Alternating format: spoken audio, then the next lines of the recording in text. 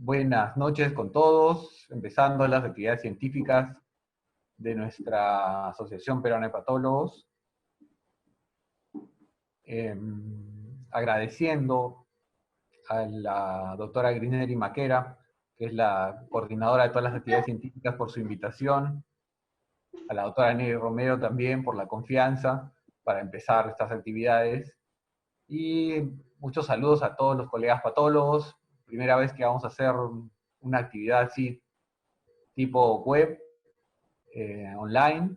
Generalmente las hacíamos en vivo. Algunos colegas de provincia sí han tenido oportunidad de ver estas actividades tipo web o tipo en línea. Así que vamos a ver, vamos a hacer experiencia, porque debido a estas circunstancias que está atravesando actualmente nuestro país, estamos obligados a tener que trabajar en ese sentido, pero eso no quiere decir que debamos privarnos de nuestras actividades científicas y de lo que de nuestra capacitación. Entonces, empezaremos lo que es nuestra charla. La doctora Maquera me va a ayudar un poquito con el avance de las diapositivas. Esta es nuestra primera diapositiva. Este es el tema que vamos a tratar. Entonces, a ver, la siguiente, por favor.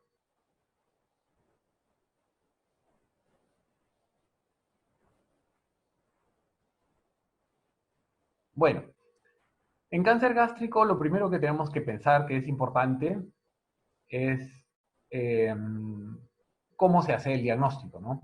Tenemos dos formas de hacer un diagnóstico clínico, porque el diagnóstico en principio es clínico y después viene el diagnóstico patológico. Entonces, el diagnóstico patológico es secundario a lo que hacen nuestros clínicos, y nuestros clínicos tienen dos formas de hacer el diagnóstico. Uno es el diagnóstico temprano, que es en diagnósticos en pacientes asintomáticos, y el otro es un diagnóstico tardío, que es en pacientes sintomáticos. O sea, cuando el paciente viene porque tiene hemorragia digestiva, porque tiene perforación gástrica, porque tiene ya metástasis y tiene mal estado general, el caso está avanzado. Y eso, como todos sabemos, generalmente el pronóstico ya es malo. El diagnóstico, lo ideal es hacerlo cuando el caso está en un estadio temprano, pero esos casos, el paciente es asintomático. El paciente no tiene síntomas. Entonces, es muy raro que un paciente asintomático voluntariamente diga: yo quiero hacerme un descarte de cáncer, sobre todo en nuestro país, que no hay esa costumbre de hacer despistajes de cáncer. Entonces, ¿cuál es la forma de hacer el despistaje de un cáncer gástrico? Hay dos formas, ¿no? Una es la endoscopía, que es lo que es tradicional en nuestro país, endoscopía con biopsia. Y la otra es la que no tenemos experiencia en nuestro país, pero en Japón sí hay bastante experiencia, que es la radiografía de doble contraste. Entonces, la endoscopía no es lo ideal, por lo menos es lo que nos explicaban en Japón. ¿Por qué? Yo le conversaba con varios colegas cuando les daba estas exposiciones y les decía: ¿tú te has hecho hacer una endoscopía? Sí. ¿Y qué tal? ¿Te gustó? No. Es una experiencia bastante desagradable. ¿Y la repetirías cada 2 años o cada 3 años? No. Entonces, no se puede usar como un medio de despistaje masivo algo que es desagradable y que nosotros mismos como médicos no lo haríamos, y mucho menos se lo vamos a exigir a un paciente. Entonces, los japoneses, al enfrentarse con este dilema de que la endoscopía era algo desagradable, eligieron un método que no es tan invasivo, que es la radiografía doble contraste. La siguiente, por favor.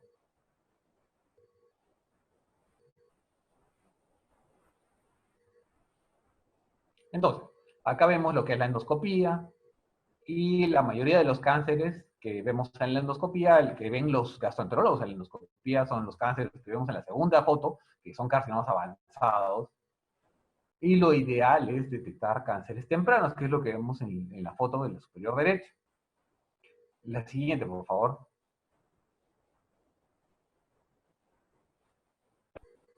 Entonces, ¿qué hacen en Japón? En Japón hacen una cosa que se llama examen avario doble contraste. ¿En qué consiste esa prueba? Consiste en que al paciente se le cita, se le da más o menos 5 minutos antes de colocarlo en la máquina de rayos X, una dosis de bario micropulverizado, es un bario especial, y una dosis de bicarbonato de sodio. El bicarbonato de sodio reacciona con el ácido del estómago y distiende la cámara gástrica. Y luego al paciente se le coloca en una máquina de rayos X especial. O sea, no es la máquina de rayos X que estamos acostumbrados todos, que uno se coloca, le ponen la placa atrás, no respires, y respires, y al final le toman la placa. Esta máquina de rayos X es como una especie de fluoroscopía, pero uno se coloca en una, digamos, en un dispositivo que permite movilizar al paciente. Yo explicaba esto como una rueda RON, pero todo el mundo decía, ¿qué es una rueda RON, doctor? No sabemos qué es una rueda RON. La rueda RON es la segunda foto, la del medio, que es como un juguete que se puso, digamos, de moda un tiempo, pero es un poco difícil de usar, por eso creo que no se popularizó, en el cual uno se moviliza hacia adelante, hacia atrás, uno rueda, uno se fija a la rueda, uno empieza a rodar, y uno puede moverse hacia adelante, uno puede moverse hacia atrás, puede moverse hacia los costados. ¿Y qué es lo que ocurre? Que esta máquina de rayos X hace lo mismo. A uno lo coloca en posición prona, después lo coloca en posición supina, lo coloca en posición lateral derecha, en posición lateral izquierda, y el bario se desplaza sobre la superficie gástrica y genera imágenes de adición. ¿Cuándo se genera una imagen de adición? Cuando hay una estructura cavitada, una úlcera dentro del estómago. Entonces el contraste llena este fondo de la úlcera y produce una imagen de adición, o sea, como si hubiera más contraste de lo que quería ver, o si no, cuando es una lesión polipoide o elevada, el contraste no llena bien la cámara gástrica y entonces se produce una imagen de sustracción, o sea, como que falta contraste. Entonces, esta máquina, al movilizar al paciente, se desplaza sobre la cara anterior, sobre la cara posterior, sobre la curvatura mayor, sobre la curvatura menor, y entonces genera imágenes de adición y de sustracción. Todos los pacientes que tengan imágenes de adición y de sustracción, posteriormente van a una endoscopía complementaria. Entonces, el examen no es tan invasivo como una endoscopía, no requiere una anestesia como requiere una endoscopía, y es lo que hacen usualmente en Japón. Y eso vamos a exponerlo un poquito más adelante. La siguiente, por favor.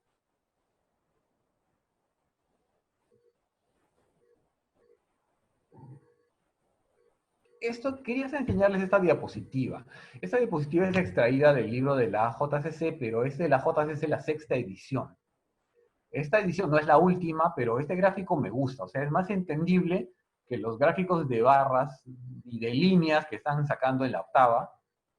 Y acá pueden ver claramente que un estadio temprano, un estadio 1A o 1B, la sobrevida es bastante alta. El estadio 0, por ejemplo, también, que es un carcinoma in situ, la sobrevida es 90, 80%, 60%, es por encima del 50%. Pero cuando nosotros vemos estadios avanzados, como estadios 4, que son estadios metastásicos, o estadios 3A, 3B, que son generalmente tumores que ya llegan a la serosa, tumores que ya invaden múltiples ganglios linfáticos, la sobrevida varía entre 30 y 7%. Entonces, lo ideal en cáncer gástrico es hacer detección temprana. Y este cuadro ha sido obtenido de estadística de países con un sistema de salud mucho más avanzado que el peruano, y estos países tienen esta tasa de sobrevida, 7% para enfermedad metastásica. Entonces, imagínense, si ahí que hay toda la quimioterapia, toda la radioterapia que uno necesita, y la sobrevida para un paciente con un cáncer avanzado es 7%, imagínense cómo será en este país, que la accesibilidad a los medios de salud es mucho más difícil. Entonces, lo ideal en países como los nuestros es detectar cáncer temprano. Pero para detectar cáncer temprano teníamos que pensar que debemos hacer detección en pacientes asintomáticos. O sea, no cuando el paciente viene porque ya está con hemorragia digestiva, no cuando el paciente está con un cáncer avanzado que está perforado, ulcerado, o que ya está el paciente con baja de peso porque tiene metástasis múltiples o no puede alimentarse porque está obstruido el píloro. Entonces, lo ideal es hacer detección de cáncer temprano. Pero para hacer detección de cáncer temprano debemos pensar nuestro trabajo en detección como una campaña. O sea, nuestro trabajo en patología, nuestro trabajo en gastroenterología, nuestro trabajo en radiología, nuestro trabajo en cirugía, debemos pensar como que estamos haciendo una campaña de detección de cáncer y vamos a detectar cáncer temprano. Es la única manera de trabajar. La siguiente, por favor.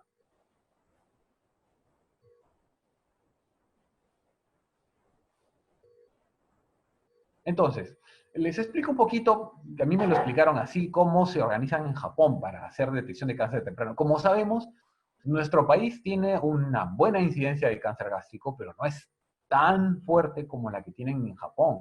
Japón es el país que tiene la más alta incidencia de cáncer gástrico del mundo, seguido por los países orientales, China, Vietnam, Corea. Hay múltiples factores que explican esto, la dieta, qué sé yo, las características socioeconómicas, pero nuestro país no es que está privado de cáncer gástrico, somos un país que tiene una cierta cantidad de cáncer gástrico importante, y entonces como para Japón era un problema social, ellos organizan la sociedad de cáncer en Miyagi, pero no en Miyagi, no es el señor este de Karate Kid, sino Miyagi es una localidad en Japón. Y entonces en esta localidad hicieron un plan piloto. Y entonces primero se la plantearon como hacerlo con endoscopía gástrica y después se dan cuenta, como les iba explicando, que lo mejor es hacer una radiografía en doble contraste. Y entonces empiezan a detectar pacientes con cáncer gástrico y poco a poco empiezan a añadir otros medios de diagnóstico y empiezan a aplicar la endoscopía, empiezan a aplicar la citología, empiezan a aplicar histología, establecen un centro de detección de cáncer y de ahí empiezan a escalar con el número de personas examinadas para detectar cáncer, empiezan a detectar bastante cáncer y cuando empiezan a detectar cáncer empiezan a adquirir experiencia. Entonces, los endoscopistas ganan experiencia detectando cáncer temprano, los radiólogos ganan experiencia detectando cáncer temprano, los cirujanos ganan experiencia operando. Al principio operaban agresivamente, como se hace en nuestro país, desgraciadamente, operaban gastrectomías totales, gastrectomías radicales, ultrarradicales para cánceres tempranos, pero después se dan cuenta que algunos cánceres pueden ser tratados en forma conservadora, con solo resección local, o con gastrectomías solo locales, solo antrectomías, solo gastrectomías parciales, que son mucho menos agresivas para el paciente y dan una mejor calidad de vida. Y entonces ganan experiencia y Japón se vuelve un centro de diagnóstico y de entrenamiento a nivel mundial. La siguiente, por favor.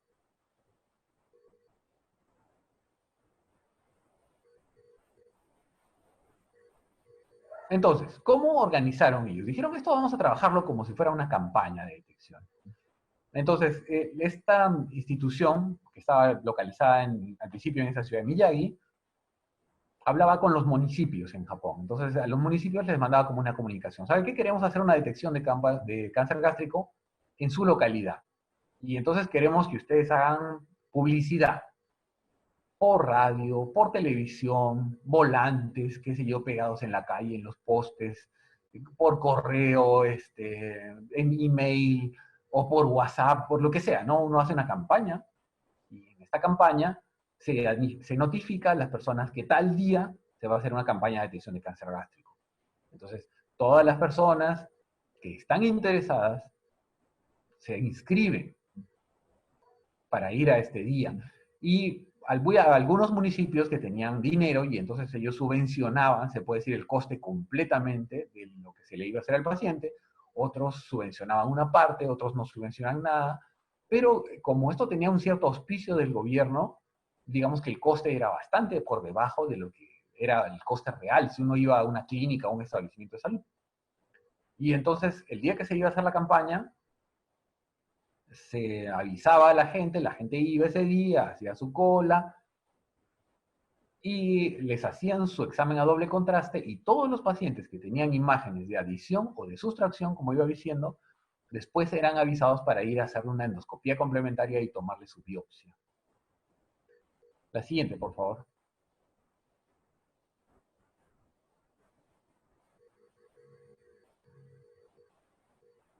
Entonces, acá ven, este es el local de la comunidad, o sea, el local del municipio. Ojalá tuviéramos en los municipios así, locales amplios, bonitos, agradables, como para la gente pueda ir. Siguiente, por favor.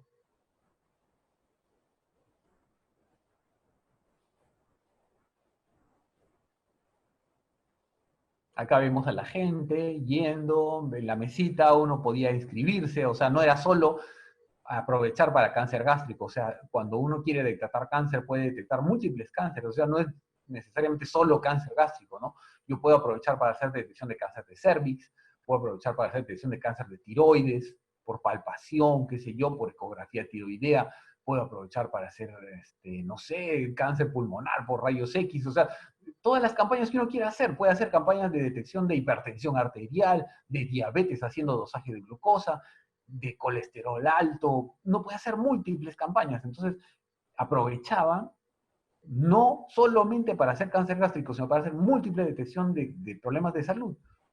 Y tenemos la experiencia del doctor Elmer Huerta, que él en Estados Unidos se le ocurrió crear unos locales especiales, pero no quiso llamarle hospital oncológico ni nada por el estilo, sino él le llamó preventorios. Y entonces uno va a este preventorio, pero él no trabaja como campaña, sino ese local llamado preventorio está permanentemente abierto y uno va cuando quiere y le hacen la detección de todo lo que uno quiera, ¿no? Si uno quiere de diabetes, le hacen de diabetes; si uno quiere de hipertensión arterial, le toman la presión, de cáncer de cervix, de cáncer gástrico, de todo lo que se puede hacer, ¿no? Entonces, uno puede aprovechar la campaña para aprovechar y para hacer descartes múltiples de problemas de salud, no solo para cáncer gástrico. Entonces, la gente iba, se inscribía en lo que quería que le descartaran. La siguiente, por favor. Acá la gente haciendo su colita, algunos se aburrían, bostezaban, pero, o sea, todo el mundo esperaba pacientemente, ¿no? La siguiente, por favor.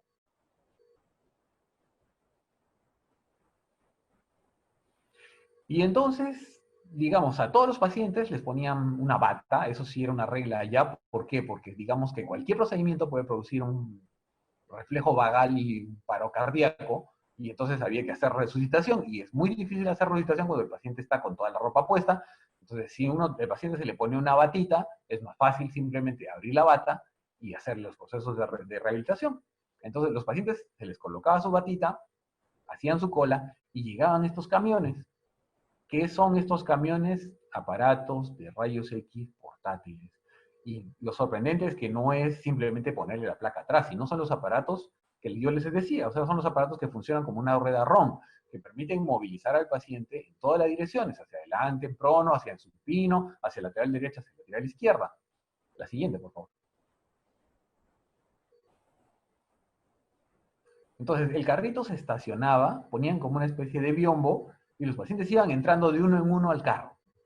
Y se les realizaba el procedimiento. 5 minutos antes de subir al carrito, tomaban su bario, tomaban su bicarbonato de sodio, y entonces los pacientes, digamos que subían, los fijaban a la estructura y le decían, le iba explicando, ¿no? El radiólogo le iba explicando, señor, lo vamos a poner hacia adelante, y lo ponían hacia adelante; lo vamos a poner hacia atrás, lo desplazaban hacia atrás; lo vamos a poner hacia el lado derecho, lo desplazaban; lo vamos a poner hacia el lado izquierdo, y lo desplazaban. Y entonces se iban tomando múltiples imágenes fluoroscópicas del contraste deslizándose sobre la superficie del estómago. La siguiente, por favor.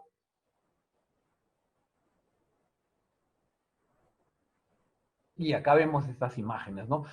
Para los que no tenemos mucha experiencia con radiología, para nosotros esto es una mancha, ¿no? Pero para los que tenían la experiencia y ya veían múltiples casos, había imágenes de adición, imágenes de sustracción, y lo iban registrando, y todo paciente que tenía imágenes de adición y de sustracción era remitido para una endoscopía. Pero la endoscopía sí no la hacían al paso, o sea, la endoscopía sí lo citaban al paciente al hospital y le hacían la endoscopía en el hospital. Siguiente, por favor. Entonces, junto con la endoscopía, cuando encontraban la lesión atípica, le hacían la biopsia, ¿no? Y acá entonces podemos ver la clasificación histológica de los tumores gástricos. Tenemos tumores epiteliales benignos, como por ejemplo los adenomas, y tumores epiteliales malignos. Solo vamos a hacer los más comunes. Sabemos que hay otros raros, hay una miscelánea, ¿no es cierto? O sea, hay los carcinomas epidermoides gástricos, que son rarísimos, los carcinomas mucoepidermoides, etcétera, etcétera. No vamos a tocar por ahora esos tumores de miscelánea, vamos a tocar los más comunes. Y entonces tenemos dos tipos de carcinomas. A mí me gusta mucho la clasificación antigua de Lauren, que clasificaba todos los tumores en intestinal, difuso y mixto. El intestinal, como sabemos, es en pacientes generalmente ancianos, que tienen atrofia gástrica y metaplasia intestinal. Y esta metaplasia puede sufrir cambios displásicos y cáncer. El otro tipo de cáncer es el cáncer difuso y el cáncer de células en anillo de sello. Este cáncer está más relacionado con factores hereditarios y genéticos. Y generalmente son pacientes jóvenes, muchos de ellas mujeres, pacientes de 40, 50 años, 30 años. Yo he visto hasta pacientes de 20 años. El paciente más joven que yo he visto es un paciente de 7 años con cáncer gástrico de células en anillo de sello. La epidemiología es diferente. Generalmente los que difujan cáncer difuso y de células en anillo de sello tienen antecedentes familiares, porque generalmente hay un cuadro hereditario, ¿no? Y los que tienen adenocarcinoma tubular, generalmente lo que tienen es atrofia gástrica y metaplasia intestinal. Entonces, los que son los intestinales de Lauren son el adenocarcinoma papilar, entre paréntesis está el subtítulo que se le pone cuando se trabaja con esto.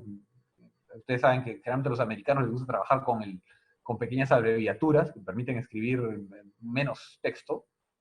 El adenocarcinoma tubular, que se divide en bien diferenciado y moderadamente diferenciado. El bien diferenciado también se llama TUB1, el moderadamente diferenciado se llama TUB2, y de ahí vienen los pobremente diferenciados. La sigla que los define es este POR, POR. Este pobremente diferenciado se divide en dos. El tipo sólido, que también se llama POR1. El POR1 es clasificación japonesa. La clasificación occidental, se puede decir, americana o americana europea, le llama TUB3. A mí me genera problemas. ¿Por qué? Porque yo no le puedo llamar tubular a algo que no tiene tubos y que es sólido. Entonces, yo prefiero llamarle pobremente diferenciado sólido. Pero en algunos libros lo van a encontrar como TUB3. Hay que estar, digamos, atentos, que el POR1 es igual que TUB3. Y el otro, que es el no sólido. No sólido es un término, no sé, japonés. O sea, parece que en Japón no tienen una palabra clara como para decir difuso. Difuso es cuando no son cohesivas, las células están sueltas, se infiltran difusamente la pared gástrica, el estroma, lo que sea. Y entonces en Japón le llaman no sólido, para diferenciarlo del sólido. Y le llaman por dos también. Entonces debemos estar atentos. El no sólido también es el difuso del Lauren, o sea, es el equivalente del difuso del Lauren. También tenemos el carcinoma de células de anillo de sello, que se define por las siglas S y G. ¿Por qué? Porque en inglés es Signet Ring Cell, o sea, carcinoma de células en anillo de sello. Por eso le ponen SIG. Y no sé por qué en la diapositiva creo que la hice muy grande y no ha salido el mucinoso que está en el extremo inferior. Ahora, hay un problema acá. Por ejemplo, hay un porcentaje de los carcinomas difusos o no sólidos, el POR2, que tienen presencia de células de anillo de sello. Y entonces, ¿qué le pongo? ¿Le pongo POR2 o le pongo anillo de sello? La regla, se puede decir convencional, es que si tiene más de 50% de células de anillo de sello, yo lo llamo carcinoma de células de anillo de sello. Pero si tiene menos de 50% de células de anillo de sello, yo lo llamo difuso o no sólido. Pero si yo estoy tomando una pequeña biopsita, de repente la biopsita cayó de suerte donde está el foco de los anillos de sello y después cuando sale el estómago completo, solo sale difuso con presencia de células en anillo de sello, que así se llama cuando es menos que el porcentaje de 50%. O de repente encuentro solo difuso en la biopsia y después cuando la biopsia sale, cuando sale todo el estómago completo, encuentro que hay un montón de células en anillo de sello y entonces ya eso se llama carcinoma de células en anillo de sello. Entonces, eso genera problemas porque el clínico va a ver que se transforma un carcinoma difuso, se puede transformar con la gastrectomía en un carcinoma de células en anillo de sello. Y viceversa, un carcinoma de células en anillo de sello se puede transformar en un difuso con presencia de células en anillo de sello. Con el mucinoso, que estaba en el extremo inferior pero no ha salido, es peor todavía, porque hay anillo de sello tubular. Y hay anillo de sello, hay mucinoso tubular y hay mucinoso de células en anillo de sello. Cuando más del 50% de las células son mucinosas, se llama mucinoso tubular o mucinoso de células en anillo de sello. Pero cuando menos del 50% del cáncer es mucinoso, se llama adenocarcinoma tubular bien diferenciado con áreas mucinosas. o adenocarcinoma de células en anillo de sello con áreas mucinosas. Y eso quiere decir que de repente en la biopsia yo veo un adenocarcinoma tubular con áreas mucinosas y luego cuando sale el estómago se llama carcinoma mucinoso. Y cuando yo veo en la biopsia se llama un mucinoso de células en anillo de sello y después cuando sale todo el estómago me doy cuenta que no tiene tanta mucina y entonces es un adenocarcinoma mucinoso de células en anillo de sello con áreas mucinosas. Entonces, todo eso genera problemas, porque ¿eso qué quiere decir? Que uno se puede transformar en otro. Pero si uno tiene la paciencia de explicarle al clínico que eso ocurre y por qué ocurre, que es un problema de muestreo y de porcentajes y de convención en la expresión del diagnóstico, no va a tener problemas, digamos. Pero si uno no tiene el conocimiento claro de esto y no tiene cómo explicarle a un clínico que esto ocurre, entonces el clínico puede creer, se ha equivocado. Aquí me ha dicho que es un anillo de sello y después me dice que es un mucinoso con células de anillo de sello, o después me dice que es un tubular y después me sale con que es mucinoso. Entonces, la cuestión es explicarle a la gente. Si uno tiene las ideas claras, puede explicarle a la gente qué es lo que ha pasado. La siguiente, por favor. Entonces, recordemos un poquito la histología normal del estómago. Esta es una biopsia. El estómago está dividido histológicamente en dos zonas bien claras. El antro y el cuerpo fondo. Entonces, esto es mucosa corporal. La mucosa corporal tiene, como podemos ver, la mucosa gástrica tiene dos partes bien claramente definidas. La parte superior, que produce mucina y defiende a la mucosa gástrica del ácido que está en la luz, está constituida por células mucinosas. Y esta parte, digamos, generalmente se llama foveolar. La parte de abajo es la parte glandular. Y en la zona fúndica está constituido por las células parietales y principales. Estas células son las que producen la pepsina y producen el ácido clorhídrico, que permiten la predigestión de algunos alimentos. Y entonces estas células, algunas, las parietales, son de color rosado o rosado rojizo, y las principales son de color morado, que son las que producen la pepsina. La zona de unión entre la parte superficial foveolar y la parte inferior glandular se llama el cuello glandular. Y es la única zona proliferativa. Cuando uno hace un KI67 a la mucosa gástrica normal, se da cuenta que es la única zona que marca. La parte superficial no marca y la parte profunda tampoco marca. O sea, no son zonas proliferativas. Y eso hay que tenerlo en mente porque nos puede ayudar cuando uno ve una biopsia. Si uno ve confinado el KI67 a la zona del cuello, es que está normal. Si uno ve que el KI67 empieza a subir o empieza a bajar, eso ya es anormal o hay mucha inflamación o puede ser que ya sea un proceso displásico o un cáncer. La siguiente, por favor. Me estaba olvidando el anterior, pero no retrocedamos. El anterior, la parte glandular es 70% y la parte foveolar es 30%, más o menos. Esta es mucosa gástrica antral. La mucosa gástrica antral, igual, tiene una parte glandular, las glándulas inferiores, que están en la parte inferior. El citoplasma es claro, ¿por qué? Porque producen mucina. El núcleo está aplastado, si se fijan, está aplastado contra la base, contra la membrana basal. En cambio, en la parte fúndica, los núcleos son redondos y están al centro de la célula. Y en la parte superficial también los núcleos no están aplastados. Igual, la zona de unión entre la parte superficial foveolar y la parte inferior glandular se llama el cuello. Y el cuello es la única zona proliferativa.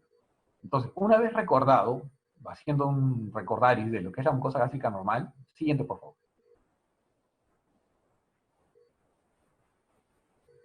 Esto es un adenoma tubular gástrico.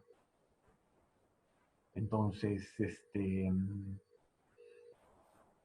para definir adenoma tenemos problemas, porque, por ejemplo, para los japoneses, solo las proliferaciones adenomatosas con displasia leve les llaman adenoma. Cuando esta displasia es moderada a severa, ellos le llaman carcinoma. Entonces, por ejemplo, esta lesión hay áreas que tiene displasia leve, pero hay áreas, como por ejemplo a la izquierda, donde la densidad de núcleos y la densidad de glándulas con respecto al estroma es muy superior. Y entonces esto ya sería definido como un carcinoma en la escuela japonesa. Pero ¿qué pasa si a nosotros le llamamos a esto carcinoma? ¿Qué van a hacer nuestros cirujanos? Van a sacarle todo el estómago al paciente. Y en teoría esta es una lesión benigna. Y digamos que el endoscopista sacó toda la lesión en la endoscopía, después, cuando sale en la gastrotomía no va a salir nada. Y van a decir que el patólogo se equivocó. Lo primero que hacen es echarle la culpa a uno. Entonces, por eso yo prefiero, aunque sé manejar la clasificación japonesa, por lo menos en nuestro país, que no todo el mundo maneja la clasificación japonesa, prefiero diagnosticar esto como un adenoma. Y dicho sea de paso, eso beneficia al paciente, porque si está en un hospital, experiencia con resecciones de mucosa, este paciente se le hace una resección de mucosa de la lesión y no es necesario hacerle una gastrectomía. Y si este paciente, como suelen ser los pacientes que tienen lesiones tubulares, es un paciente anciano con atrofia gástrica, es muy beneficioso para él no someterlo a una operación tan radical como una gastrectomía, que puede ser incluso hasta mortal para un paciente que tiene comorbilidades. Es totalmente diferente de hacerle solo una endoscopía y hacer una resección endoscópica. Siguiente, por favor. Ya. Estas imágenes están un poquito pixeladas, pero son, digamos, extraídas del libro de la Japanese Gastric Cancer Association, la segunda edición. Y entonces, para ser un poquito, digamos, fiel a quienes hacen esta clasificación, estoy poniendo las imágenes originales. Esto es lo que sería un adenocarcinoma papilar. Al principio yo veía esto y yo le llamaba a esto pólipo hiperplásico adenomatoso. Qué sé yo, adenoma con displasia moderada o moderada severa. Pero, digamos ahora, ya con más conocimiento de la clasificación japonesa, esto es un adenocarcinoma papilar. Las células suelen ser muy bien diferenciadas, los núcleos son basales, no son tan atípicos, como se ve, por ejemplo, en un adenoma tubular clásico. El citoplasma es claro, a diferencia que el citoplasma rosado, que se ve en un adenoma tubular clásico, suelen tener nucleolo conspicuo. Entonces, hay una serie de características que me permiten definir un adenocarcinoma papilar. Es muy importante la complejidad arquitectural. Si uno ve algo que tenga tal grado de complejidad arquitectural, eso no es benigno. Y llamarle adenoma a algo tan complejo, en un colon quizás podría llamarle un adenoma cerrado, pero en estómago es mejor llamarle a un adenocarcinoma papilar. La siguiente, por favor. Esto es un adenoma tubular, bien diferenciado con displasia leve, se podría decir, adenocarcinoma, perdón. Se confunde con el adenoma. ¿Cómo diferencia un adenocarcinoma de un adenoma? La presencia de pseudopapilas y la presencia de cribas. Entonces, cuando uno revisa esto, que podría ser un adenoma tubular con displasia severa, se va a dar cuenta que en algunas zonas ya hay pseudopapilas y en algunas zonas ya hay cribas. Los japoneses de frente a esto le ponen adenocarcinoma. No se hacen ningún problema. Pero para la escuela occidental, si queremos usar escuela occidental, tenemos que buscar la presencia de cribas, aunque sea focal, y la presencia de pseudopapilas, que es la presencia de papilas, sin un estroma fibrovascular. Entonces, a este adenocarcinoma tubular bien diferenciado le llaman TU1. La siguiente, por favor. Ya, acá sí no nos hacemos problemas, ¿no? Es claramente una estructura cribiforme, y esto es un adenocarcinoma tubular moderadamente diferenciado, o sea, lo que se llama un TUB2. Siguiente, por favor.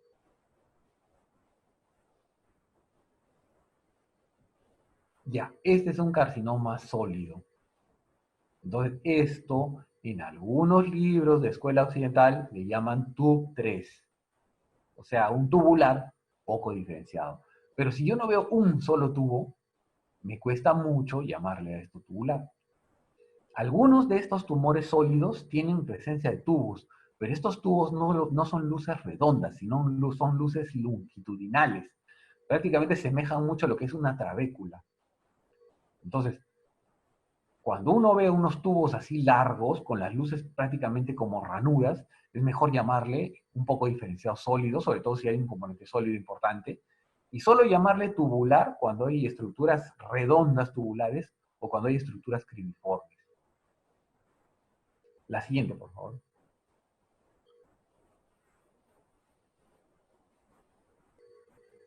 Ya, esto, bueno, está un poquito pixelado, pero es lo que llamaríamos un carcinoma difuso. Esto se parece mucho a lo que es un carcinoma lobular de mama, por ejemplo. Y hay que tener mucho cuidado con estos carcinomas porque el diagnóstico diferencial de esto es un linfoma. Entonces, uno ve esto y de pronto dice adenocarcinoma, opera, o carcinoma difuso de células de anillo. Difuso, generalmente no tiene células de anillo. Si uno tiene células de anillo sello, no tiene pierde. Pero si no tiene células de anillo sello y es un carcinoma de células aisladas, individuales, a veces uno dice carcinoma difuso, sale el estómago y resulta que era un linfoma. Entonces, lo ideal con esto es poner neoplasia maligna poco diferenciada, se sugiere inmunistoquímica y pedirle una pancreatina y un ACL, y de acuerdo a lo que salga, hacer el diagnóstico. Entonces, porque sacar un linfoma, como si fuera un adenocarcinoma, los linfomas preferibles es hacer quimioterapia, ¿no? Y viceversa, si a un linfoma le doy un esquema de quimioterapia de un carcinoma, no le va a hacer nada.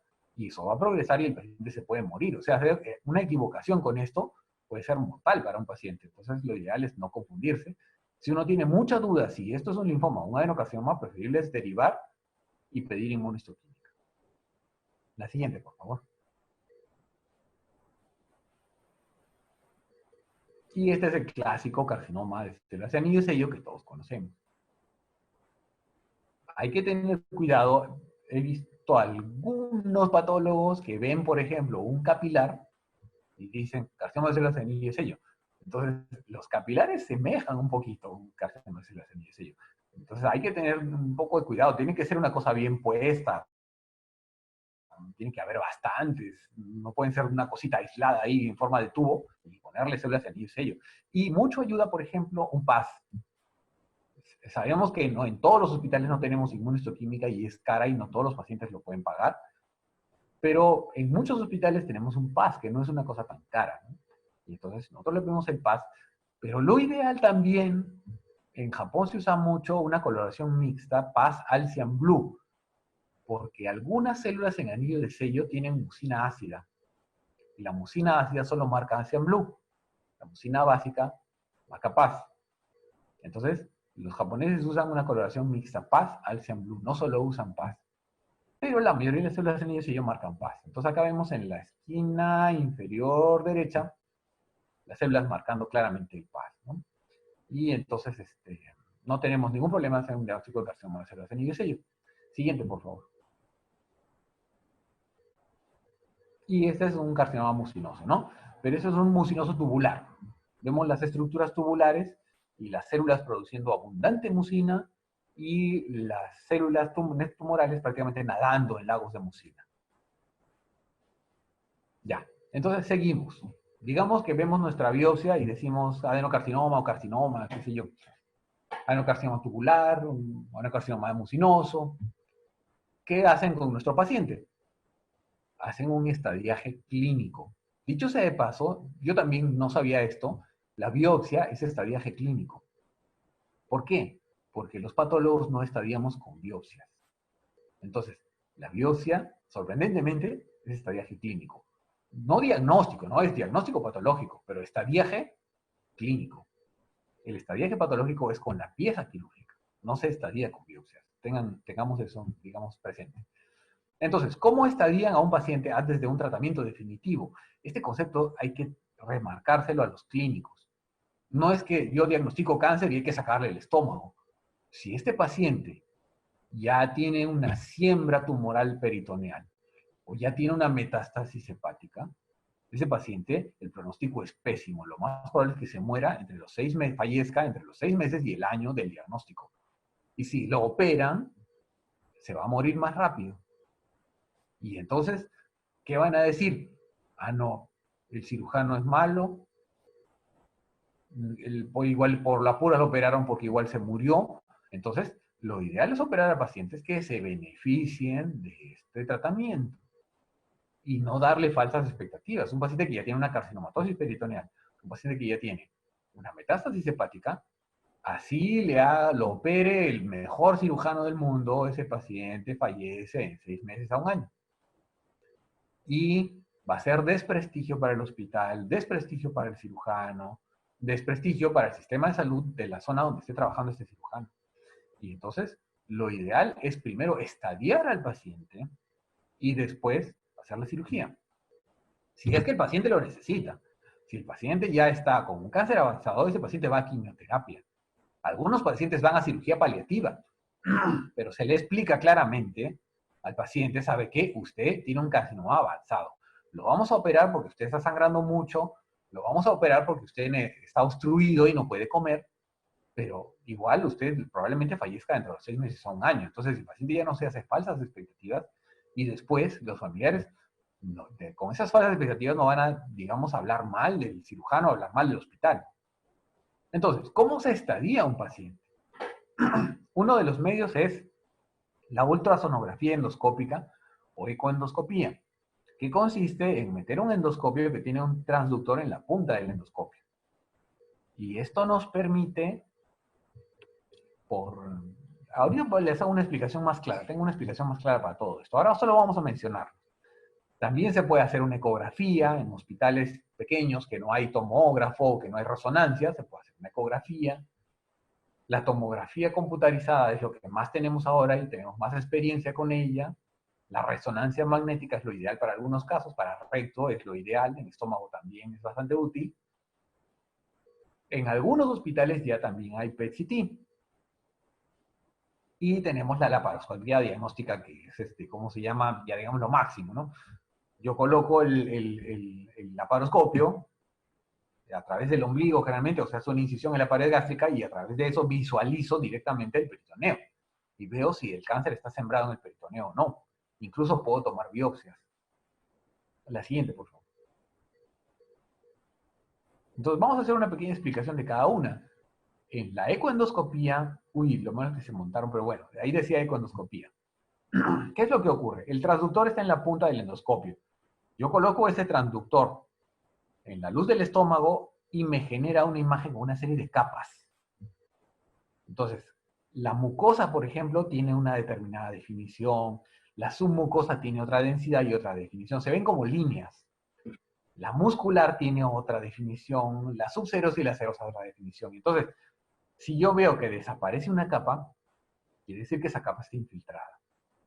Y entonces yo con el ecoendoscopio puedo definir la infiltración, que generalmente cuando se hace una endoscopia, digamos, se puede hacer una deducción, pero no se puede decir claramente hasta dónde está yendo el cáncer, ¿no? Si hasta la serosa, hasta la subserosa, hasta la muscular, hasta la submucosa.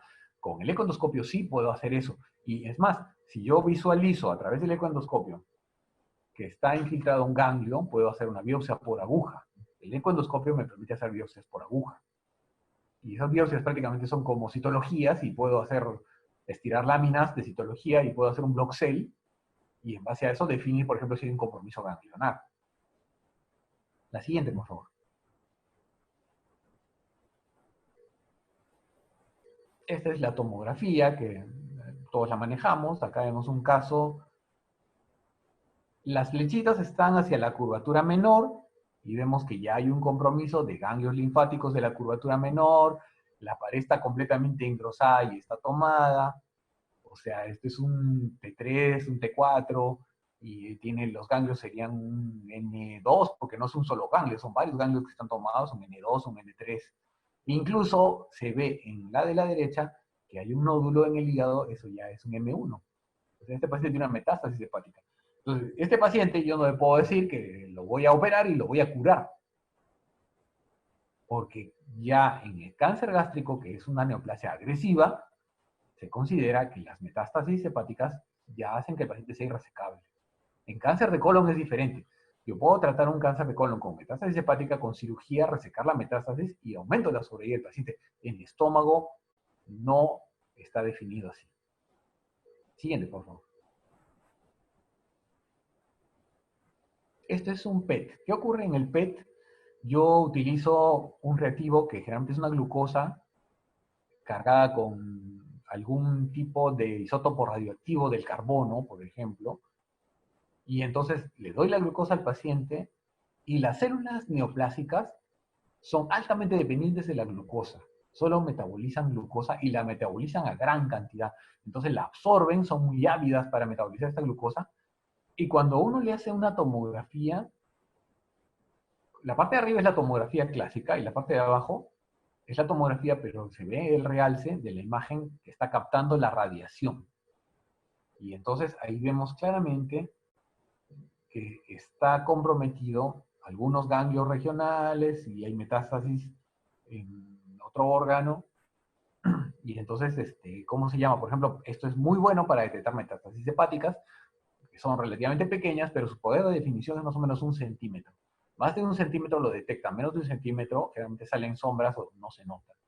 Entonces, por ejemplo, yo voy a operar a un paciente, pero no estoy seguro si una imagen rara es una metástasis hepática. Yo le pido el PET, de repente me marca, y ese paciente ya prácticamente es inoperable, ¿no? Entonces, me ayuda mucho para saber si un paciente se puede beneficiar de una cirugía o no. Siguiente, por favor.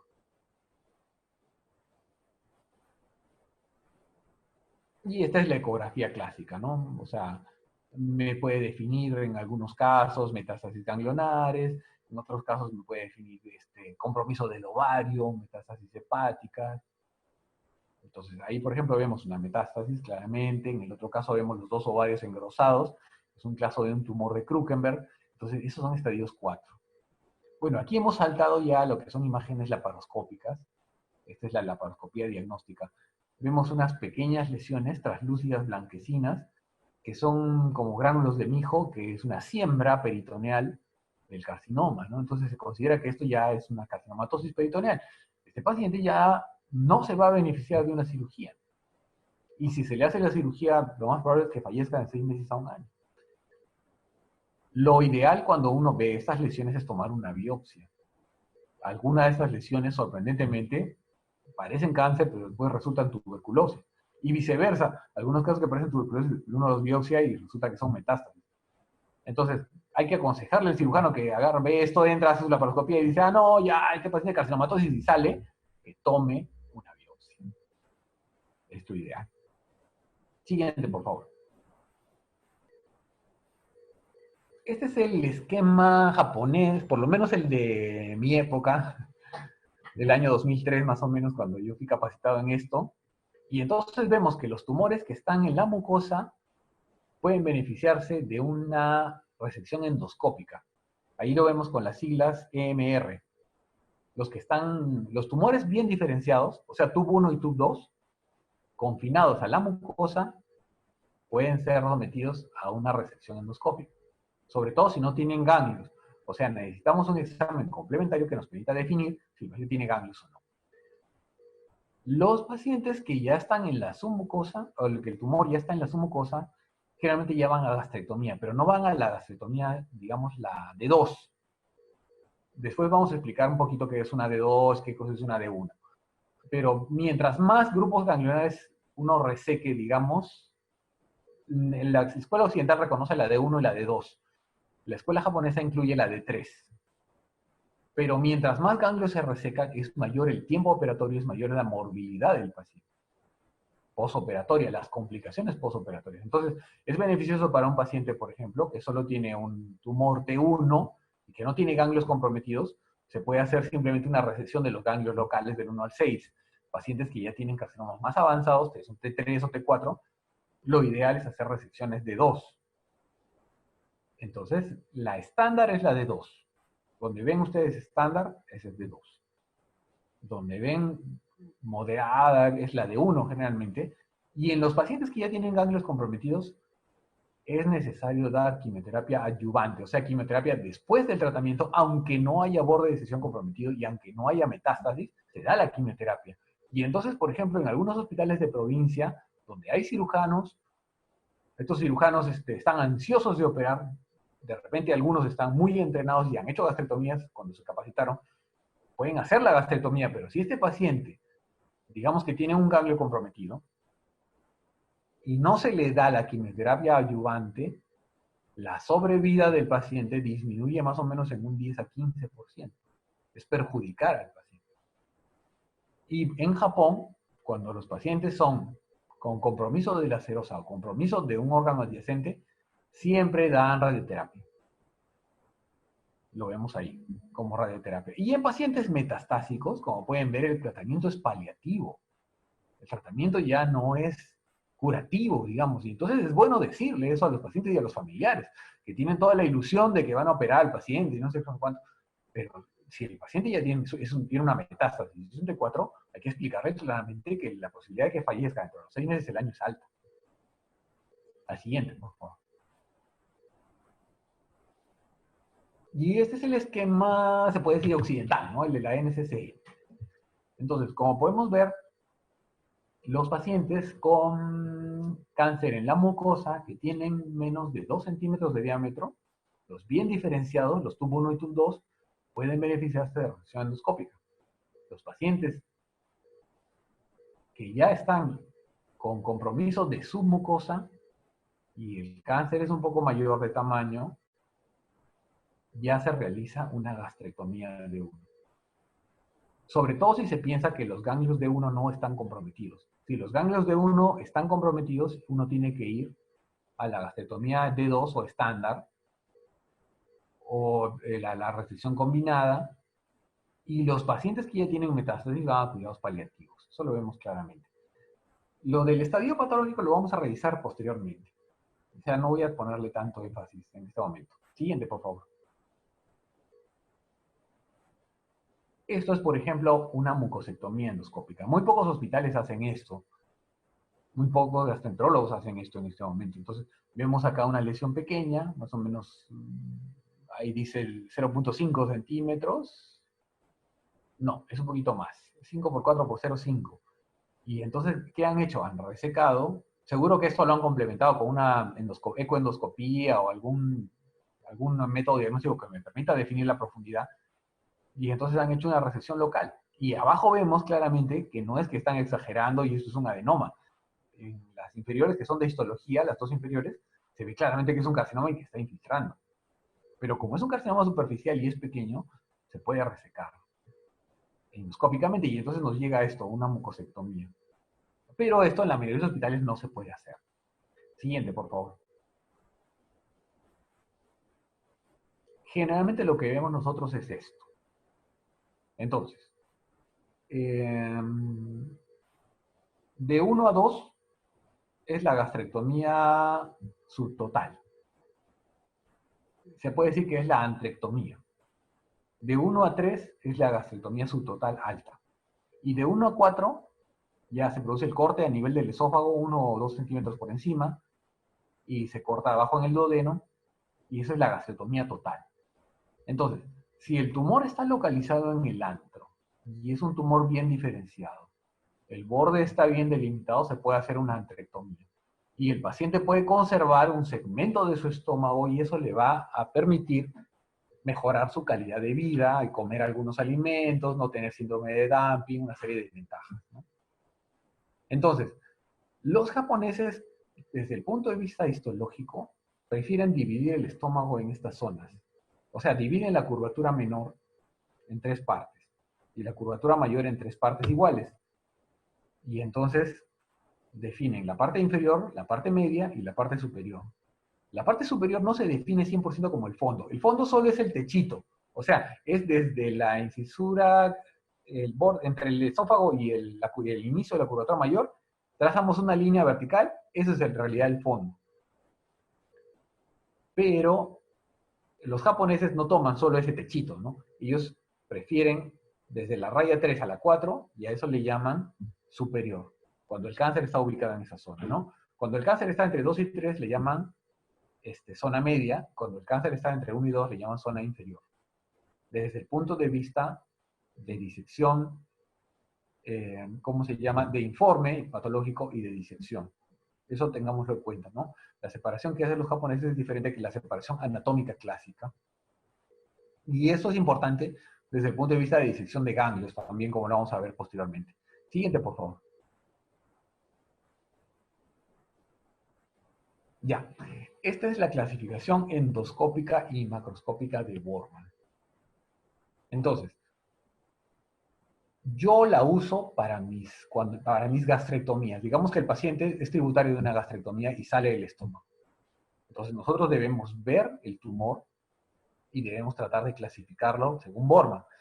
Yo no me gusta poner Borman tampoco, o sea, no pongo Borman tal, Borman tal. Yo uso la definición que está al lado. Y entonces uno puede, digamos, ve la definición y puede extrapolarlo y decir, ah, este es un Borman tal. Entonces, la clasificación de Borman está dividido en, se puede decir, 5, pero si tomamos el 0, que son los tumores tempranos o early, serían 6 grupos de Borman. Entonces, el 0, dicho sea de paso, se subdivide también. El 0,1 es el tipo protruido, en el cual el tumor es como un pólipo y este pólipo mide más de 2 veces el grosor de la mucosa. El 0,2A también es una lesión elevada, pero esta elevación es menos de 2 veces el grosor de la mucosa. O sea, si quisiéramos hablar en, digamos, en fácil, el 0,1 es un pólipo y el 0,2 es una placa.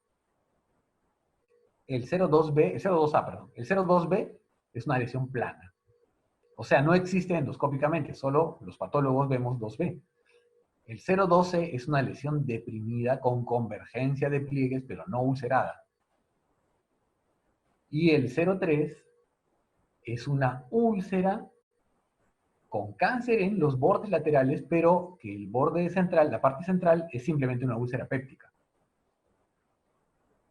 Después voy a tratar de explicarles un poquito mejor cómo es esta definición. Todos estos 0 solo infiltran mucosa y submucosa, no infiltran la muscular propia. Cuando infiltran la muscular propia ya pasan a Borman 1, 2, 3, 4.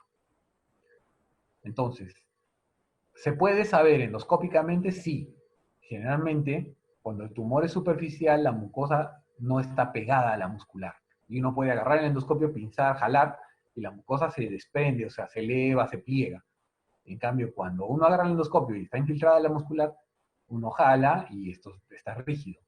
Hay algunos signos que me permiten definir que el tumor es avanzado, que el tumor es temprano. Lo ideal es hacer una ecoendoscopía, ¿no? ¿Qué es Borman 1? Borman 1 ya es tumores que infiltran la muscular y están fijos. Pero el Borman 1 son tumores polipoides, bien delimitados con respecto a la mucosa circundante y usualmente de base ancha, pero que infiltran la muscular propia. El Borman 2 es una úlcera de bordes bien definidos. ¿Qué es el Borman 3? Una úlcera de bordes mal definidos. ¿Y qué es un Borman 4? Es una lesión difusa, no ulcerativa, o cuando la ulceración es mínima. Borman 5 es todo lo que no podemos encajar en una clasificación anterior. O sea, generalmente son mezclas de 2 Borman, de 3 Borman, eso le llamamos Borman 5. Yo generalmente ya les digo, no pongo Borman tal, pero vamos a ver en los informes de endoscopía muchos gastroenterólogos que ponen, por ejemplo, lesión tipo 02C, o lesión tipo 02A, o lesión tipo Borman 2. Entonces, tenemos que saber qué cosa es un Borman 2, qué cosa es un Borman 1, y nosotros cuando hacemos la descripción macroscópica del estómago, tenemos que poner úlcera de bordes bien definidos, úlcera de bordes mal definidos, lesión difusa, no ulcerativa, lesión superficial que aparentemente solo infiltra la mucosa, polipoide. Eso es lo que hago yo. O si quiero poner el Borman, lo puedo poner entre paréntesis. Siguiente, por favor. Entonces, acá hay un diagramita muy básico, es el de la edición 2 de la Japanese Gastric Cancer Association. Entonces, vemos el 1, es una lesión polipoide, que la elevación, el 0,1 es polipoide más del doble del grosor de la mucosa. El 0,2A es una lesión elevada, pero menos del doble del grosor de la mucosa. 0,2B es una lesión plana. El 0,12 es una lesión deprimida. Y el 0,3 es lo que vemos ahí, el cáncer está en negrito. El cáncer está en los bordes, pero el fondo es una úlcera péptica, está libre de cáncer. Ese es un 0,3. Siguiente, por favor. Este es un Borman 1. Tumor polipoide de bordes bien definidos que infiltra hasta la musculatura propia. Borman 2. úlcera de bordes bien definidos. Borman 3, úlcera de bordes mal definidos. Y el Borman 4, lesión difusa no ulcerativa. Cuando esta lesión difusa no ulcerativa compromete más de 2/3 partes del estómago, se llama linitis plástica. Siguiente, por favor. Y esto es, bueno, como nos gusta a los patólogos, con fotitos. Más bonito ver imágenes que ver esquemas. El de esquema, la foto de la borde superior, es una lesión 0,1. ¿Cómo sabemos que es 0,1? En primer lugar, porque es pequeñita. Una vez un gastroenterólogo me dijo, si es menos de 2 centímetros, puede ser early. Más de 2 centímetros generalmente es avanzado. Pero esta regla no se cumple 100%. Yo he visto lesiones adenomatosas con carcinoma focal, que son perfectamente 0,1 o 0,2A, y eran de 6 centímetros, 7 centímetros. Entonces debemos tener cuidado de no superponerlo, ¿no? Pero desde el punto de vista endoscópico, para resección, ellos evalúan lesiones de menos de 2 centímetros, generalmente, o de 1,5. Entonces, el 1, después vemos en el corte histológico o en el corte de la macroscopía, que solo está confinado a la mucosa y un poquito a la submucosa. Entonces, eso es un 0,1. Y es un T1. En la parte de abajo, vemos, ¿cómo se llama? Que es una lesión en placa. Entonces, la elevación es menos del doble del grosor de la mucosa, está confinado a la mucosa y quizás a la submucosa, y entonces esta lesión sería un 0,2A. Siguiente, por favor. 0,2B no se ve para el endoscopista, no existe, solo existe para los patólogos. ¿Qué ocurre en el 0,2C? ¿Por qué se ve así como una estrellita? Cuando se infiltra la muscular de la mucosa, se produce una retracción. O sea, al hacerse el hueco, la muscular cicatriza y se produce una severa retracción de todas las fibras musculares hacia el centro. Y entonces el estómago tiene una serie de pliegues que conducen los alimentos hacia el antro. Pero cuando se produce una úlcera y una lesión, o por lo menos una infiltración o una lesión que compromete la musculatura de la mucosa, los pliegues convergen. Y entonces es una lesión de pliegues convergentes. ¿Es exclusivo de un cáncer la presencia de pliegues convergentes? No. Una úlcera péptica que infiltra o que compromete hasta la musculatura de la mucosa va a tener pliegues convergentes. Pero lo que me permite diferenciar, digamos, la lesión convergente de una úlcera péptica de la lesión convergente de un cáncer es la presencia, uno, de engrosamiento del extremo distal del pliegue, como si fuera la cabecita de un fósforo. Y en segundo lugar, la fusión de los pliegues. Vemos que un pliegue se fusiona con otro y tienen una forma como de U o de B chica. Esto es raro en una úlcera péptica. Entonces, esto es un 0,2C. Estas lesiones 0,12 ya no son resecables endoscópicamente, pero debemos tenerlo en cuenta para nosotros desde el punto de vista macroscópico. La segunda imagen es un 0,2C más 3. ¿Qué ha ocurrido ahí? Que la parte central ha sufrido la agresión péptica y como las células del carcinoma no son tan bien diferenciadas, digamos que se necrosan por el ácido, y la parte central hay como una pequeña estructura circular de color oscuro. Esa es una úlcera péptica. Entonces, el cáncer está en los bordes, pero la parte central es benigna. Y la parte de abajo es un clásico 0,3. Vemos convergencia de pliegues. La úlcera péptica tiene los bordes perfectos, o sea, es como si fuera trazada con un compás. La parte izquierda de la úlcera está trazada como un compás, pero la parte derecha de la úlcera, que está donde está la convergencia de pliegues, tiene como entradas y salidas. Y entonces esa partecita es cáncer. Pero la parte del fondo de la úlcera es benigno, digamos. Eso es un 0,3. Siguiente, por favor. Ese es un 1 clásico, un Borman 1. O sea, una lesión polipoide que infiltra hasta la muscular propia. Siguiente, por favor. Esa es una úlcera de bordes bien definidos, Borman 2. ¿Se dan cuenta? No hay convergencia de pliegues, ¿por qué? Porque está en relación a atrofia gástrica. Hay mucha atrofia y entonces ya no vamos a ver claramente una convergencia de pliegues, ¿no? Y la inferior Es una úlcera de bordes mal definidos. O sea, el cáncer está infiltrando. Ha habido una convergencia de pliegues y estos pliegues están siendo infiltrados por el carcinoma. Generalmente es un carcinoma mixto o difuso.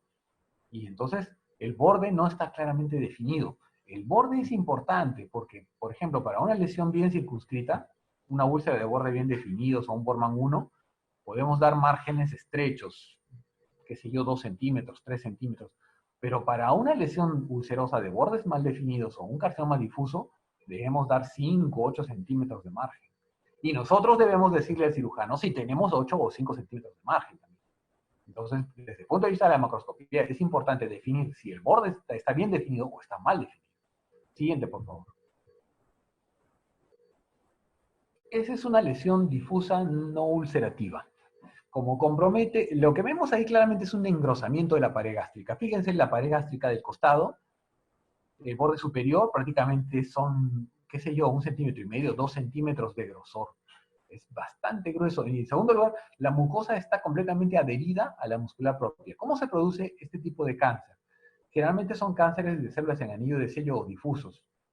Estos cánceres empiezan como una lesión early, 0,1, 2A, 2B, qué sé yo, y esta lesión infiltra hasta la submucosa. Como la submucosa es un tejido laxo, el cáncer tiene la capacidad de diseminarse por toda la superficie de la submucosa y fija la mucosa a la muscular propia. Y entonces yo lo veo y parece normal, porque este cáncer va a demorar un tiempo desde la submucosa a volver a subir a la mucosa. Y entonces a veces los endoscopistas biopsian y no encuentran nada. A mí me pasó una vez. Vino un colega con unas biopsias y me dijo, por favor, doctor, es de mi papá, y el endoscopista dice que es un cáncer. Y entonces yo lo traté de apurar, digamos que tuve las láminas y no había nada. Y entonces le dije, por favor, saquen una nueva biopsia. Sacaron una nueva biopsia y no había nada. Y entonces yo le dije, por favor, el pobre hombre ya se estaba entusiasmando de que su papá no tenía cáncer. Como le dicen que patología, sí, el patólogo siempre tiene la razón y patología lo dices porque no tiene cáncer. Yo le dije, ¿qué le dicen los endoscopistas? Que es un cáncer. Entonces yo le dije, mire, vaya al servicio de gastroenterología y pregunte, busque un residente. Quiero preguntar por un residente. Y dígale, por favor, ¿quién es el mejor endoscopista? Ah, el doctor Mengano. Y entonces se fue donde el doctor Mengano, que le sugirió al residente, y este le hizo la endoscopía. Y este, en la tercera endoscopía, encontró el cáncer. El truco, cuando los residentes de gastroenterología rotan conmigo, yo les digo, busquen una zona que les parezca un cáncer temprano. O sea, es obvio que todo pues, es un tremendo cáncer, linitis plástica, pero debe haber alguna zona que parezca 0,1 o con convergencia de pliegues o que parezca un 0,2A, y entonces de ahí tomen la biopsia. Y no tomen una sola, ni tomen dos, ni tomen tres, tomen varias. Y acá, la siguiente, por favor. Acá ven otro ejemplo de un Bormann 4, lesión difusa no ulcerativa que compromete casi toda la superficie de la mucosa gástrica. Entonces, ahí sí tenemos problemas con el borde, ¿no? Debemos reportar si el borde está claro o no es claro. Siguiente, por favor. Ya. Este es el TNM le estoy poniendo el último, que es el AJCC de octava edición. Entonces, TIS es carcinoma in situ, o sea, el tumor intraepitelial que no infiltra. T1 es cuando hay infiltración de la lámina propia, muscular submucosa, de la mucosa o submucosa. Y esto se subdivide, digamos, por influencia de los japoneses en T1A y T1B.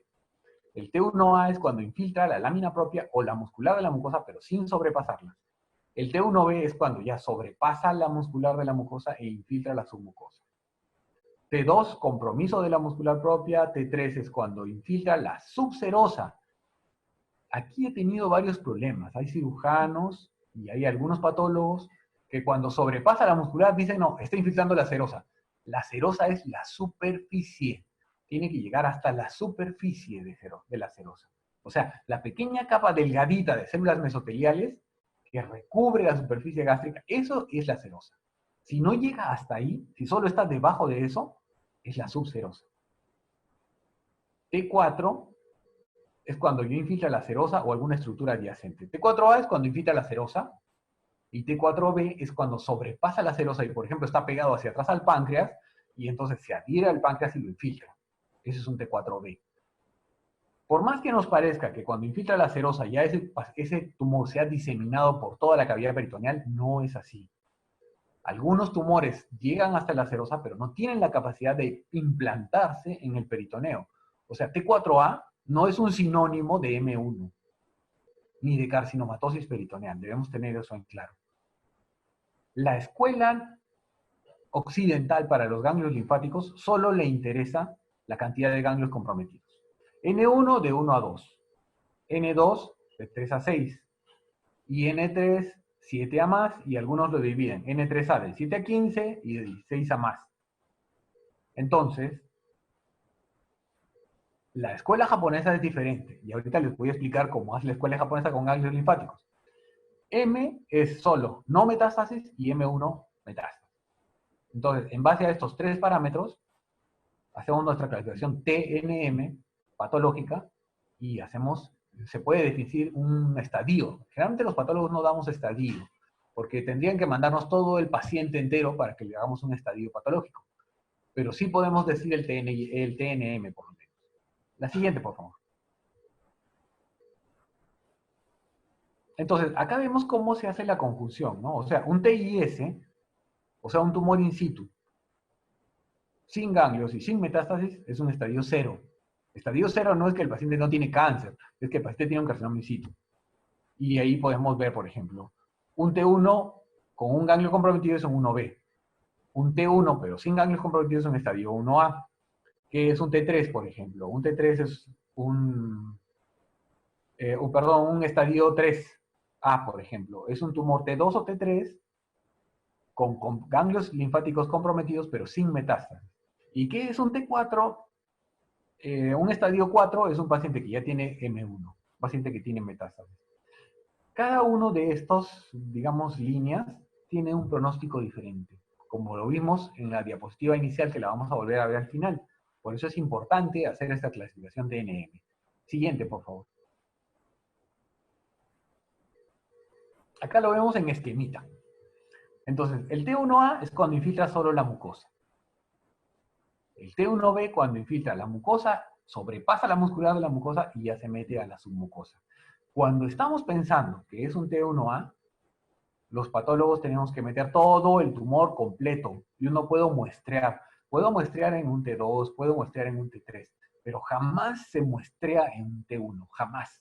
Se mete todo el tumor completo, porque digamos que en uno de los cortecitos ya no está en la mucosa, sino se mete a la submucosa, el pronóstico es totalmente diferente. O en uno de los cortecitos ya no está en la submucosa, sino infiltra la muscular, el pronóstico es totalmente diferente. Por eso nunca se muestrea tumores T1A o T1B. Se mete todito el tumor por más T2 o T3 o T4A o T4B, pero nunca T1. Siguiente, por favor. Los japoneses complican un poquito la cosa. Al in situ le llaman M1. Al que infiltra la lámina propia le llaman M2. Al que infiltra la muscular de la mucosa pero no la sobrepasa, le llaman M3. Al que infiltra el tercio superior de la submucosa le llaman SM1. Al que infiltra el tercio medio le llaman SM2. Y al que llega casi hasta la muscular propia, pero no la infiltra, le llaman SM3. E incluso ellos tienen subdivisiones de pronóstico para cada uno de ellos. Pero ya es complicar demasiado la cosa, digamos. Si uno quiere hacer un trabajo de investigación, qué sé yo, sería bonito hacer eso, ¿no? Pero por eso es importante meter todo el tumor completo cuando es un T1. Si yo quiero hacer un trabajo de investigación, tengo la obligación de meter todo el tumor completo, porque de repente para mí es un M3, pero en uno de los cortes se vuelve SM1 y cambia completamente el pronóstico. Siguiente, por favor. Esto es un T2, cuando infiltra la muscular propia. Siguiente, por favor. Esto es un T3 cuando infiltra la subserosa. ¿Se dan cuenta? La serosa, que es la membrana delgadita que está por debajo, no está infiltrada, está en la grasa que está por fuera de la muscular. Eso no es la serosa. La serosa es solo la superficie. Cuando está en ese tejido adiposo que está entre la muscular y la serosa, eso es un T3. Siguiente, por favor. Y eso es un T4A cuando rompe la serosa. Eso no es el equivalente de M1. Hay que tenerlo en claro. O sea, el paciente puede ser T4, pero T4A, pero eso no quiere decir que sea metastásico ni sea M1 ni nada por el estilo. Siguiente, por favor. Y ese es el T4B. Por ejemplo, si el tumor está en la cara posterior del estómago, puede sobrepasar no hay serosa en esa zona, el tumor se va a ir de frente y se va a meter al páncreas. Y entonces eso no es una metástasis. O sea, no es que páncreas metastásico, el paciente ya tiene un pronóstico pésimo. No, si yo tengo la capacidad de resecar el páncreas con borde libre, ese paciente puede hasta curarse, ¿no? Entonces hay que tener en cuenta, si el tumor simplemente por extensión compromete un órgano, eso es un T4B, no es una metástasis. Siguiente, por favor. Ya, la escuela japonesa separa los ganglios en un montón de grupos. Y estos grupos están organizados en niveles o relevos. Entonces, del 1 al 6, ahorita les voy a explicar en el esquema cómo es la distribución, son los ganglios perigástricos, los cuales se localizan en la subserosa y salen junto con el estómago. Son los primeros grupos, los primeros ganglios que se comprometen. O sea, cuando el tumor digamos, empieza a dar metástasis, émbolos linfáticos, y se empieza a meter a los ganglios, los primeros ganglios que se comprometen son del 1 al 6. El segundo nivel son los ganglios periarteriales. El estómago tiene varias arterias que lo irrigan. Tiene varios pedículos vasculares. Arterias gástricas, cortas gástricas, izquierda, gastroepiploicas, etcétera, etcétera, etcétera. Entonces, cuando el tejido adiposo que rodea a estas arterias tiene ganglios linfáticos, y cuando se comprometen los primeros ganglios, los perigástricos, a veces dan metástasis a estos ganglios periarteriales. Y entonces la calidad de la disección del cirujano está muy relacionada a la cantidad de niveles y de grupos ganglionares que reseca. Yo he visto algunos cirujanos que resecaban, se creían que el objetivo era pelar el tumor, el estómago, y mandarlo así peladito, solo, ni siquiera con subserosa, solo peladito así la muscular. Y entonces todos los ganglios se quedaban donde el paciente, y yo no podía estadiar, no se puede estadiar eso, ¿no? Y entonces uno está en la obligación de decir, no existe el grupo 3, no existe el grupo 1, no existe el grupo 4. O sea, hay que aprender la escuela japonesa porque también es parte del control de calidad de la cirugía de una gastrectomía. Ahora, yo puedo disecar del 1 al 6. Ahorita les voy a enseñar cuál es del 1 al 6. Pero para mí el 7, el 8 y el 9 son, por ejemplo, difíciles. Porque yo ya no veo esas arterias. Y entonces para mí es un problema. Porque a veces no la sacan. O si la sacan, yo solo veo un hilito, no sé qué arteria es, de dónde se la cortaron. Y entonces yo les decía a mis cirujanos, por favor, sáquenla. Si quieren mandar el grupo 7, sáquenlo aparte. Si quieren el 8, sáquenlo aparte. El 9 me lo sacan aparte y me lo mandan en una bolsita y me dicen que es el 9. Si no, yo no les respondo nada. Es lo ideal, ¿no? Y el tercer nivel, que es del 13 al 16, es raro que lo resequen. Es una D3. La D3 solo se hace en Japón, no se hace en el resto de países, porque generalmente es difícil de hacer y en algunos países no les gusta porque dicen que peora el pronóstico del paciente porque aumenta el tiempo operatorio. La siguiente, por favor. Ya. 1, paracardial derecho. O sea, es el tejido adiposo que está inmediatamente por encima de la zona paracardial derecha, ahí. 2, paracardial izquierdo, que es la que está en donde se une el esófago con la curvatura mayor.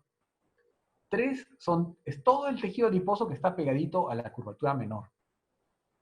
4 es el suprapilórico. 4, perdón, es el que está pegado al epiplom. Lo que se hace, el estómago sale con el epiplom. Yo pongo 4 dedos de mi mano y corto. Todo lo que está por fuera de esos 4 dedos se llama epiplom. Lo que está por dentro de esos 4 dedos es el 4. Y el 4 se divide en 4SA, que es la parte superior, el 4SB, que es la parte inferior, y el 4D, que está en la zona antral.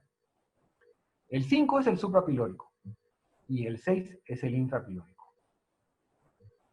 El 7 es la convergencia de 1 y 3, o sea, es segundo relevo. El 8 es la convergencia de 3 y 5, o sea, también es segundo relevo. Y el 9, que es el tronco celíaco, es la convergencia de 7 y 8. O sea, el 9 sería prácticamente una disección de 3. Cuando el tumor está en el fondo gástrico, lo que va a comprometer sería el grupo 10, que son los ganglios que están en el hilio esplénico, y el grupo 11, que son los ganglios que están pegados a la cola del páncreas. Entonces, por eso hay cirujanos que dicen, yo he hecho una de 2. Sí, pero ¿dónde estaba el tumor? Pues, o sea, si el tumor está en el antro, una de 2 es que yo saco el 5, puedo sacar el 7, puedo sacar hasta el 8, ¿no? Pero si el tumor está en el fondo gástrico, ¿cuál es mi D2? Yo tengo que sacar el 10 y el 11. No es lo mismo una D2 para un tumor que está en el fondo gástrico que una D2 para un tumor que está en el antro gástrico. Por eso, para mí, hay que aprender la escuela japonesa. La escuela occidental, que todos los ganglios son iguales y lo único que hay que hacer es sumarlos, no me parece muy adecuada y aparte que no ayuda al cirujano. Recordemos que parte de nuestro trabajo es guiar a los cirujanos. Hay que enseñarles lo que están haciendo mal para que mejoren de buena manera, ¿no? Entonces uno hay que explicar, mira, ¿sabes qué? Estás haciendo eso mal, el tumor estaba en el fondo, te has debido sacar los ganglios del vaso, has debido sacar los ganglios de la cola del páncreas, en vez de estarme sacando el 8 y el 9, que no tiene nada que ver en el asunto. Siguiente, por favor. Entonces, ya, estos son todos los ganglios en todo su esplendor. Pero los últimos, digamos, ya son solo de la ultra radical, que es muy raro que se haga, ¿no? Entonces vemos acá, por ejemplo, hasta el del 1 al 6 son los perigástricos. 7 gástrica izquierda, 8 arteria hepática, 9 tronco celíaco. Entonces todos esos, 10 y 11, hilio esplénico y arteria esplénica, pero la sección que está pegada al vaso. Entonces todos esos, hasta el 11, son perigástricos y periarteriales, que son lo mínimo que se le puede pedir a un cirujano que diseque. Debemos tener eso en cuenta. La siguiente, por favor. Los japoneses hacen un estadio más raro. Es mucho más complicado. Y si uno no tiene la tablita, no lo puede hacer. Por ejemplo, si el tumor está en el antro, yo espero que estén comprometidos 1 y 2, 3 y 4. Y puede ser el 8. Pero el paracardial izquierdo está tan lejos que para los japoneses ya es metástasis. ¿Se dan cuenta? Entonces, para saber la escuela japonesa uno tiene que tener esta tablita. Al principio uno tiene que usar la tablita, pero después ya uno más o menos tiene una cierta lógica, uno se lo puede aprenderlo, ¿no?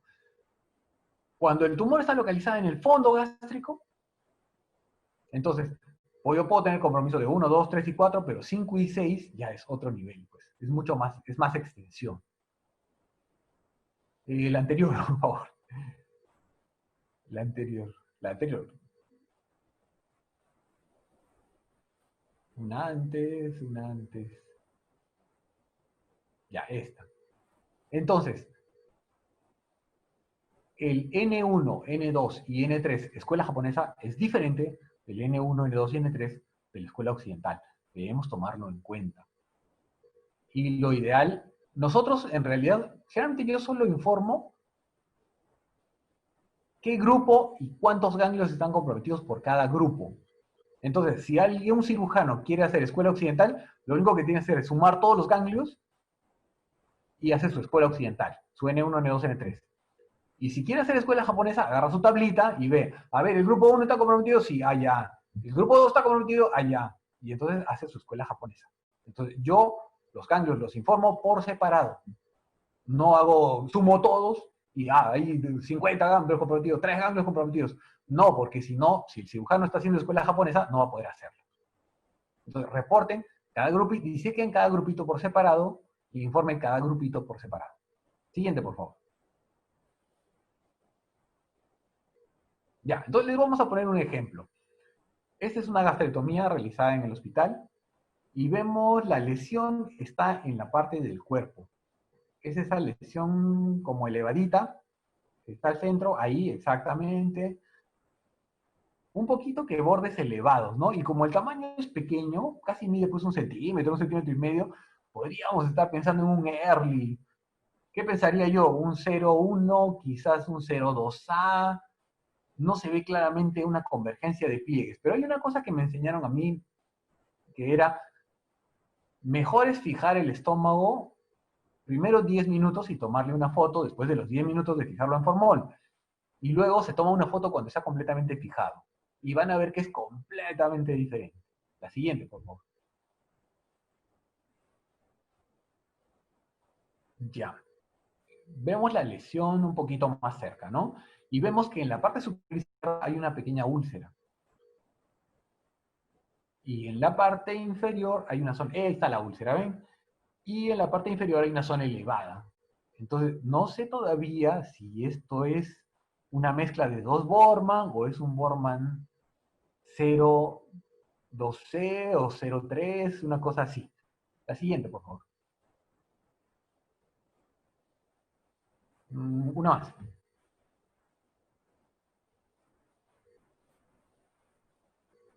Ya, esto es fijado después de 10 minutos.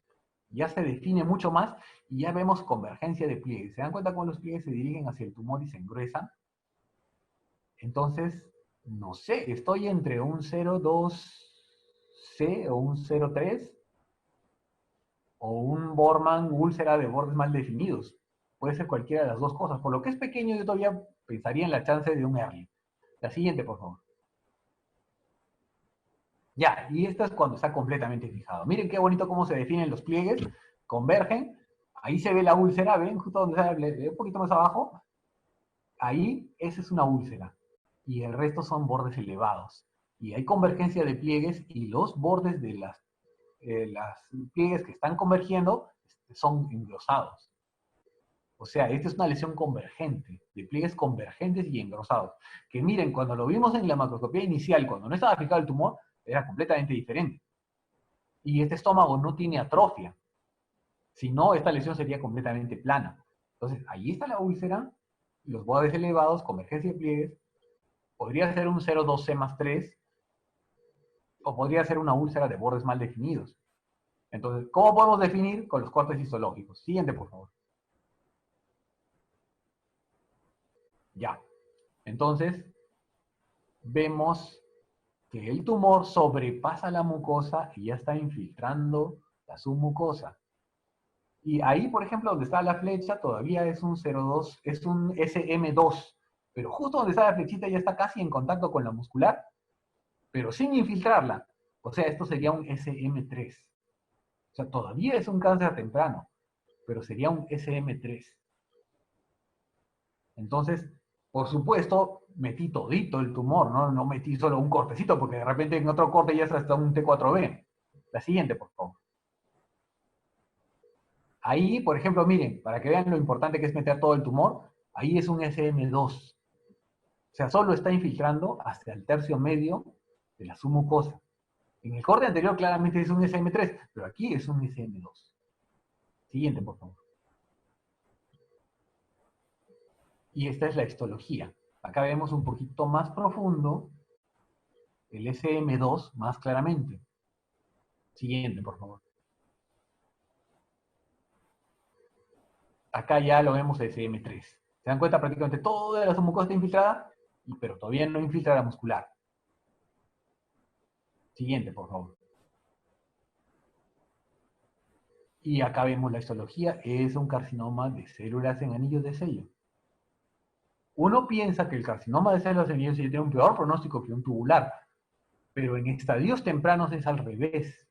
El adenocarcinoma de células en anillos de sello, que está en la mucosa y en la submucosa, y no tiene invasión linfática, ni vascular, ni perineural, tiene mejor pronóstico que un tubular. Los tubulares hacen más tempranamente invasión vascular y metástasis hepática. Entonces, este paciente prácticamente está curado. Como no tenía ganglios comprometidos, era un estadio T1B N0M0. O sea, ese paciente ni siquiera requiere quimioterapia adyuvante. Entonces, acá vemos el resultado de nuestro trabajo, ¿no? Para los estadios 1, observación, como el caso anterior. Para un estadio 2 o 3, generalmente se da adyuvancia. Y para pacientes que ya tienen estadios T4 perdón, metastásicos, son cuidados paliativos generalmente. Que podemos detectarlo, ¿no? Los patólogos podemos ver metastasis a nivel del epiplon, qué sé yo, y dar estadios 4. Siguiente, por favor. Y quiero terminar con este cuadrito para que vean la importancia de detectar el cáncer temprano e identificarlo patológicamente. En este país no se hacen campañas de detección de cáncer temprano. Los pocos cánceres tempranos que se detectan son pacientes que vienen por endoscopías por gastritis. Gastritis por Helicobacter, gastritis XYZ.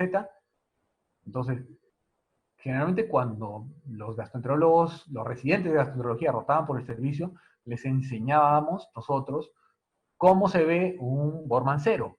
¿Para qué? Para que en estos pacientes que vienen por gastritis, ellos detecten cáncer temprano y estos pacientes puedan ser salvados. Porque si lo que vamos a hacer es esperar que este paciente tenga un carcinoma avanzado y recién diagnosticarlo endoscópicamente, recién diagnosticarlo y qué sé yo, ya esos pacientes no son ni siquiera tributarios de cirugía.